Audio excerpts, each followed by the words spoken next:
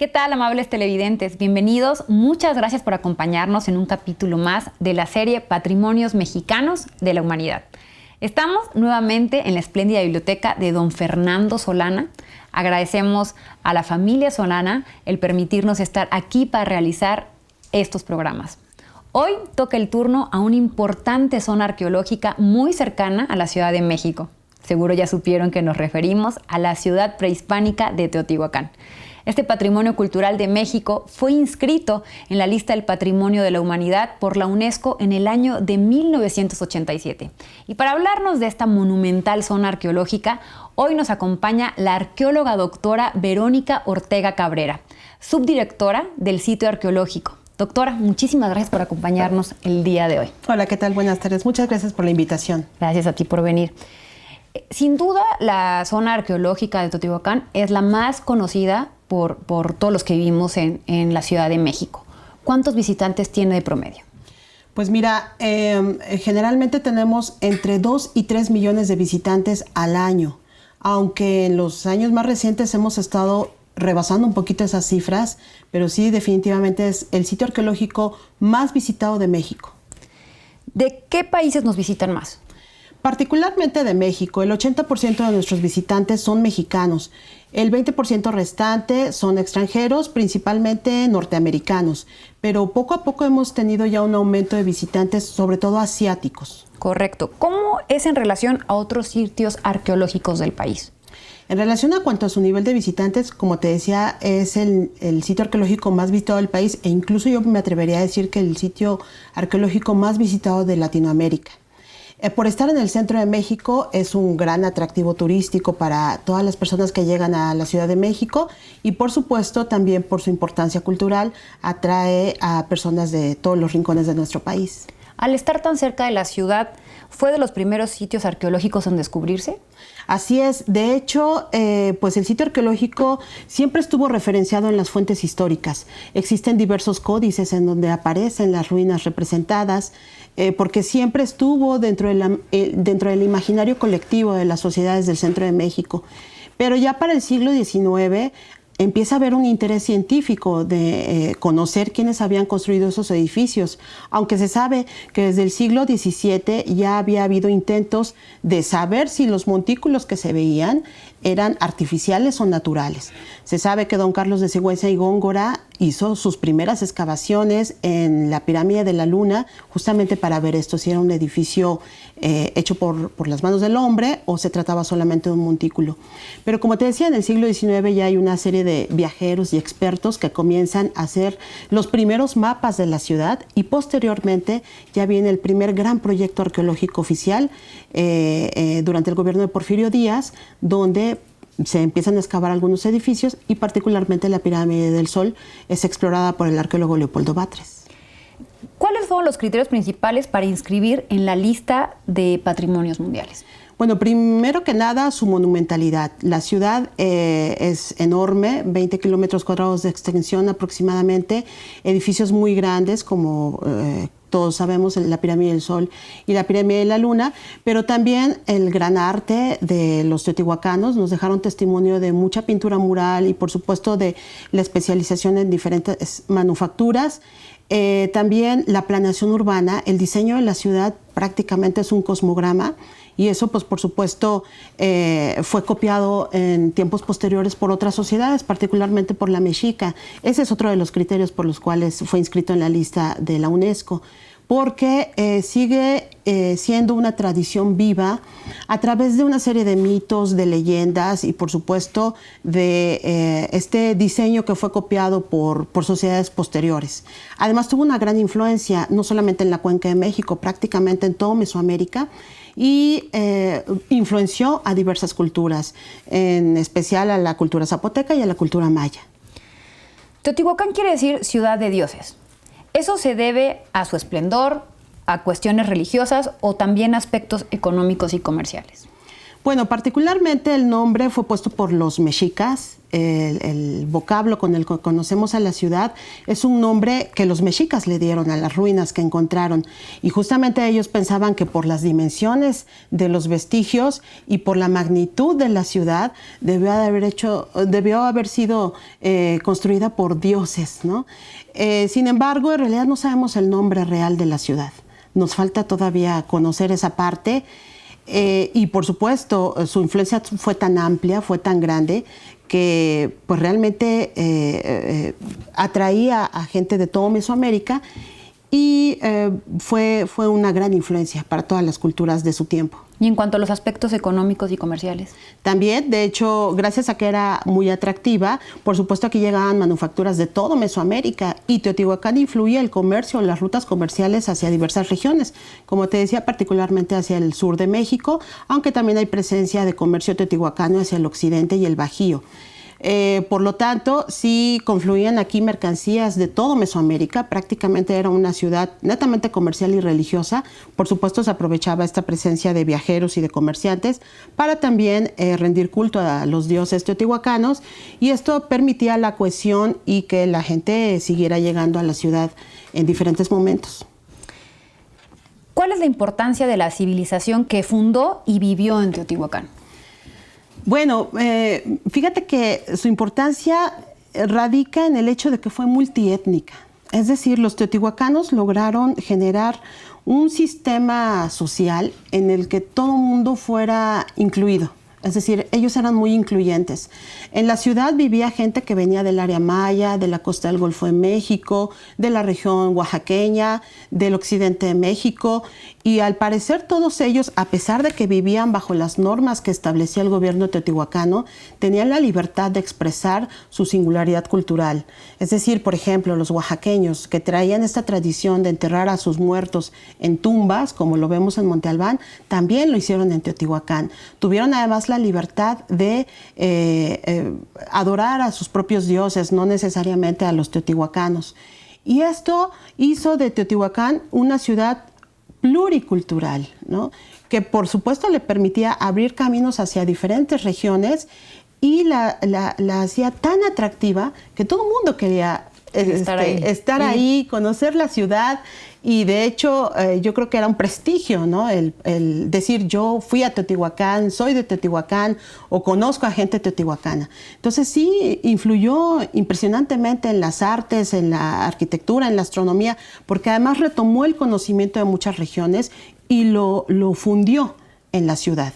Entonces, cualquier persona, yo creo que al llegar a Teotihuacán se sentía identificada, encontraba algo de su propia región. Además de que, como te digo, fluían tantas mercancías, era tan grande el abasto que tenía la ciudad, que pues por supuesto cualquier cosa que tú necesitaras de X lugar de Mesoamérica, lo encontrabas en Teotihuacán. Qué interesante. Vamos a hacer una breve pausa y regresamos con más de Patrimonios Mexicanos de la Humanidad. Qué bueno que sigan con nosotros, estamos hablando de Teotihuacán. Cuéntenos acerca de su traza urbana y arquitectónica basada en la armonía cósmica. Pues la traza urbana de Teotihuacán, algunos arqueólogos han considerado que es casi perfecta. Es muy interesante porque los teotihuacanos realmente planearon toda la ciudad. Es decir, nadie llegó a construir donde se le ocurría o como quería, porque tenemos un eje principal, el eje norte-sur, que es la Calzada de los Muertos, que está justamente orientada 15 grados con 25 minutos al este del norte magnético. Y todas las calles subsecuentes son paralelas a la Calzada de los Muertos o perpendiculares, de tal manera que tenemos una cuadrícula perfecta. Con ángulos de 90 grados. Además, los teotihuacanos, dentro de su traza, incluyeron el río San Juan. Es decir, tenían ellos una corriente de agua, un río, del cual desviaron su cauce para hacerlo pasar perpendicular a la Calzada de los Muertos, de tal manera que también forma ángulos de 90 grados.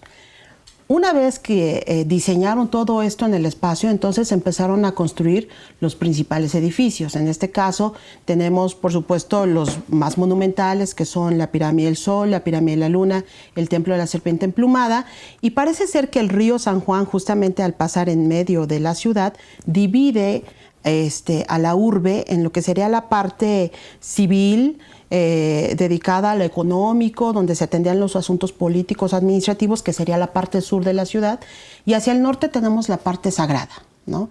El espacio sacro, donde vamos a tener los dos principales monumentos, la pirámide del Sol y la Luna, que en realidad esos son nombres que también les pusieron los mexicas, porque ahora sabemos que la pirámide del Sol es el basamento en donde estuvo el templo de Tlaloc, el dios más importante de la ciudad, mientras que la pirámide de la Luna es el basamento del templo de Chalchutlicue, la diosa de las aguas terrenales, ¿no? Entonces tenemos que los dioses más importantes de la ciudad fueron Tlaloc y Chalchutlicue, dioses acuáticos que tienen que ver justamente con ciclos agrícolas y demás. ¿Por qué? Porque entendamos que las sociedades prehispánicas eran sociedades netamente agrícolas. Entonces casi todas ellas tenían cultos muy importantes a los dioses del agua. De tal manera que la ciudad, como te decía, es una cuadrícula perfecta, pero no solamente esto. Además, antes de construir las casas, primero se metía toda la red de drenaje. Entonces, todas las casas tienen sus drenajes y es muy interesante porque incluso hay drenajes que conducen aguas pluviales y no las mezclan con aguas residuales. De tal manera que toda el agua de lluvia puede ser almacenada para la época de sequía. Y de ahí se pueden abastecer de agua. Se iban hacia reservorios enormes donde se concentraba el agua. Mientras que las aguas sucias o negras que resultaban de las actividades domésticas se iban por otros ductos. Entonces, una vez que ya estaba todo el sistema de drenaje, ya se construían las casas. Aquí es muy interesante porque luego la gente dice, bueno, ¿y cómo vivían los teotihuacanos? En chozas, ¿no? En casas de paja. No, realmente ellos vivían en casas hechas de piedra, con sus aplanados, muchas veces bien decoradas, de tal manera que tú entrabas a la casa y obtenías frescura en época de calor y en la época de invierno, de frío, eran casas muy calientitas. Pero ellos vivían a los alrededores. La ciudad en sí tiene módulos administrativos, religiosos y habitacionales. Lo que actualmente visitamos como zona arqueológica es solamente el centro de la ciudad. ¿Qué otros edificios son importantes que también son nombrados? Bueno, que están dentro del área abierta a la visita pública. Tenemos, como te decía, el Templo de la Serpiente Emplumada, dentro de lo que es la Ciudadela, el complejo arquitectónico de la Ciudadela. Pero también tenemos, dentro de la Plaza de la Luna, el Palacio de Quetzalpapalotl, que es un ejemplo bellísimo de cómo eran las viviendas de la élite teotihuacana. También tenemos el Palacio de los Jaguares. Y en la periferia de la zona arqueológica se han abierto diferentes conjuntos habitacionales, donde justamente podemos ver cómo vivían los teotihuacanos. Uno de ellos es Atetelco, otro es Tetitla, y Tepantitla, en donde pueden admirar justamente estos diseños murales que te comentaba, porque en realidad los teotihuacanos le daban un valor muy alto a la estética. Por lo tanto, casi todas sus casas estaban decoradas. Lo que vemos en la actualidad, de hecho, es solamente la obra negra de la ciudad. Es decir, vemos la piedra desnuda, como la vieron los albañiles teotihuacanos, pero en realidad los habitantes de la ciudad vieron una ciudad esplendorosa, llena de color. Sabemos que incluso las dos pirámides, la del Sol y la de la Luna, estaban totalmente pintadas e incluso decoradas con esculturas muy semejantes al templo de la Serpiente Emplumada. Entonces, realmente llegar a Teotihuacán debe haber sido una visión, ¿no? Sí, claro. Toda llena de color, las calles, bien pavimentadas, las casas con sus aplanados, espejos de agua en los interiores, de tal manera que los teotihuacanos vivían con todas las comunidades de una ciudad, claro, con drenaje que se llevaba las aguas, por lo tanto sabemos que no había procesos infecciosos en la ciudad, era una ciudad sumamente limpia, se drenaba casi solita, gracias a la pendiente que tiene el propio valle, y tenían agua potable en sus casas a través de pozos artesianos que encontramos en diferentes partes de la ciudad, desde donde se abastecían de agua potable. Entonces era una ciudad sumamente cómoda, digamos, muy compleja, era verdaderamente un laberinto caminar por Teotihuacán, pero eso pues la hace justamente excepcional. ¿Cómo se compara con ciudades europeas de esa época? Uy, no, Teotihuacán debe haber sido un modelo de urbanización. Las ciudades europeas de su época eran ciudades feudales, con poco ordenamiento, no contaban con los servicios básicos de sanidad, ¿no? Y eran ciudades muy amontonadas, ¿no? Estamos hablando justamente de estas ciudades con calles que se iban haciendo conforme la gente iba construyendo. Teotihuacán no. En Teotihuacán nadie podía construir así como se le ocurría. te reitero, era tan limpia, tan amplia, tan cómoda, que pues por supuesto podía albergar, como lo hizo en su momento a mayor esplendor, a más de 150,000 habitantes. ¿Cuál fue la influencia que ejerció en otras civilizaciones y hasta dónde se expandió? Bueno, Teotihuacán influenció a regiones muy lejanas, como por ejemplo las tierras bajas mayas. Había un contacto muy directo con ciudades como Copán, como Tikal, incluso con Palenque. Y por supuesto hay un gran comercio entre estas ciudades y Teotihuacán. Hay muchas mercancías teotihuacanas que llegaron hasta las tierras bajas mayas y también estilos arquitectónicos. En Tikal podemos encontrar algunos edificios con talud tablero, que obviamente nos hablan de esta influencia arquitectónica teotihuacana en el área maya. Y en la parte de Oaxaca, con Monte Albán, formó una alianza muy importante, de tal manera que parece ser que ambas ciudades en algunos momentos trataban de mezclar sus dinámicas políticas a través de una serie de acuerdos diplomáticos y demás.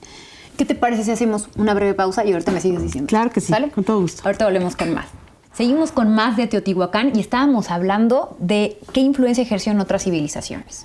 Bueno, te decía, también tuvo importantes relaciones con el área oaxaqueña, particularmente con la ciudad de Monte Albán, y diferentes vestigios, sobre todo esculturas o petrograbados que se han encontrado en Monte Albán, hablan de esta relación diplomática, de cómo iban personajes teotihuacanos, llegaban a Monte Albán y platicaban, parece ser, con los personajes de la élite. Son muy ilustrativas y muy bonitas, ¿no? Incluso traen los nombres de los personajes, cómo se llamaban.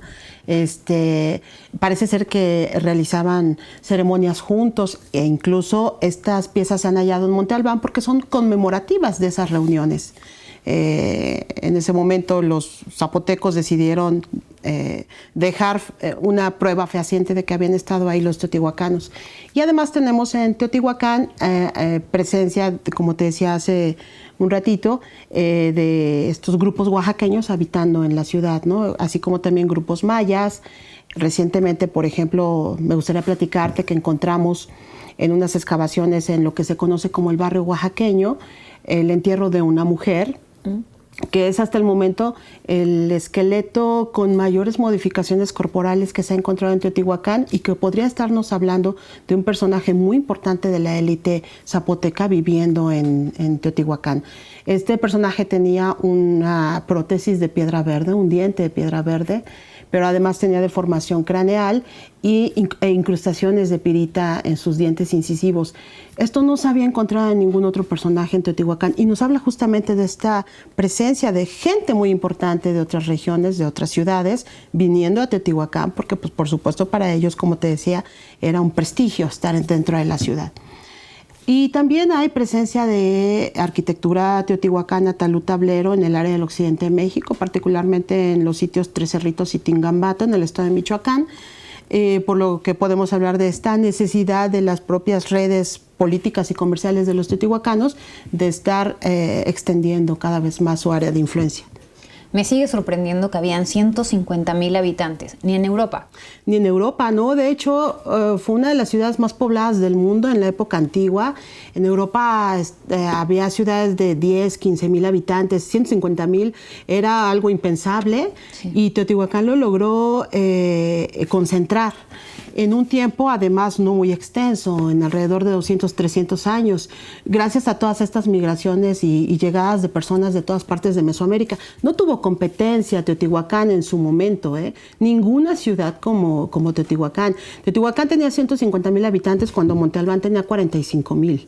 Entonces realmente estamos hablando de una magnitud impresionante.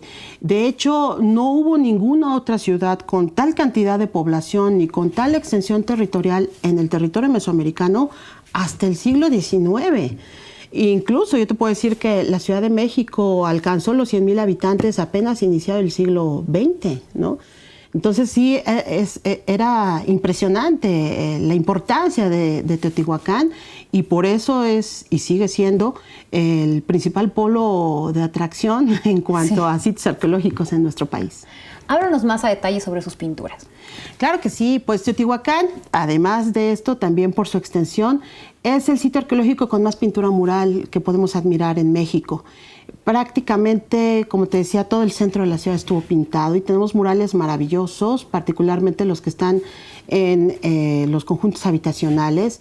Por ejemplo, en Tepantitla podemos encontrar un mural muy famoso, que existe una réplica de él en el Museo de Antropología, en la Sala Teotihuacana, que es el Paraíso de Tlaloc, ¿no? Un maravilloso escenario acuático en donde Tlaloc es la figura central, pero hay una serie de personajes que están danzando, bailando, jugando a la pelota, atrapando insectos. Nos hablan justamente de este mundo fantástico de los teotihuacanos. Y también hay muchas pinturas que tienen que ver con los rituales de siembra, por ejemplo, ¿no? De fertilidad de muchos de los sacerdotes. Te quiero decir que no hay un solo mural en Teotihuacán que se repita. Todos son únicos. Los temas son muy variados, pero casi siempre están centrados en cuestiones religiosas, de danzas, ceremoniales y rituales, y en casos muy excepcionales como el de Tepantitla vemos un poquito más de la vida cotidiana. De la vida cotidiana. Bueno, se ha dicho que se descubrieron nuevas, de hecho, zonas arqueológicas. Platíquenos un poquito de ellas. Bueno, hay varias áreas que se han estado explorando recientemente en Teotihuacán y particularmente en lo que sería la ciudadela, en donde desde hace ya varios años se tenía conocimiento de que podía haber un túnel muy similar al que se encuentra debajo de la pirámide del Sol, pero en este caso debajo del templo de la serpiente emplumada. Y sí, se excavó el túnel, apenas el año pasado o a principios de este año finalizaron las excavaciones, se han encontrado ofrendas realmente magníficas, impresionantes, que nos hablan nuevamente de estas redes comerciales que tuvo Teotihuacán. También se han hecho excavaciones en la Plaza de la Pirámide de la Luna, también hemos encontrado ahí una serie de ofrendas de las que no teníamos noticia. Generalmente se creía que la Plaza de la Luna pues ya no iba a tener nada porque pues ya había sido explorada y no había nada más debajo de su superficie. Pero nuestra sorpresa fue que a través de nuevas tecnologías que se han estado implementando en la investigación arqueológica, particularmente el uso de radares o sensores remotos, descubrimos que había muchas anomalías en la superficie de la plaza. Realizamos algunas excavaciones y encontramos grandes oquedades debajo de la plaza y al interior de ellas estelas de piedra verde de más de 600 kilos. Que nos hablan de toda una parafernalia ritual de la cual no teníamos ni idea y que estamos tratando de comprender todavía. También en la Pirámide del Sol se han llevado varias excavaciones. En la cúspide, por ejemplo, hace alrededor de 3 años, se localizaron los restos de grandes estelas que debieron haber estado en el templo superior de la pirámide, y también una gran escultura del dios Huehueteotl, el dios viejo del fuego, con rasgos totalmente disímbolos, o sea, muy ajenos a lo que generalmente teníamos conocido para la ciudad.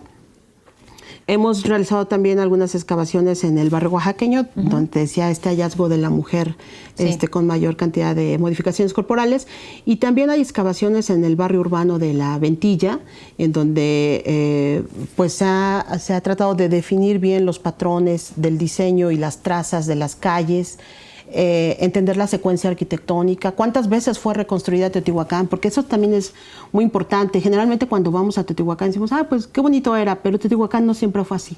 Pensemos en la Ciudad de México, por ejemplo, todo el tiempo hay edificios nuevos, demuelen unos, construyen otros, de repente nos cambian el sentido de las calles, etcétera. Así era Teotihuacán también. Por lo menos hay 3 ciudades de Teotihuacán, ¿no? Una encima de la otra. La que vemos es la tercera, la más reciente, pero debajo de ella hay otras 2. Entonces, debajo de los grandes edificios encontramos otros edificios más antiguos, con sus ofrendas. Fueron demolidos muchos de ellos por los propios teotihuacanos, y esto pues obviamente hace un poquito más compleja la investigación arqueológica del sitio. Muchísimas gracias, doctora. Como siempre, el tiempo es implacable en la televisión. Hasta aquí llegamos con este capítulo de Patrimonios Mexicanos de la Humanidad. Hemos aprendido muchísimo con la doctora Verónica Ortega Cabrera, a quien le agradecemos que haya venido a platicarnos de la ciudad prehispánica de Teotihuacán. Y agradecemos también a la familia Solana por habernos permitido una vez más utilizar la espléndida biblioteca de su padre, don Fernando Solana, como marco para estas interesantes conversaciones. Agradecemos a todos ustedes el habernos acompañado y los esperamos en una próxima entrega de Patrimonios Mexicanos de la Humanidad. Yo soy Ana Karina Álvarez, nos vemos pronto.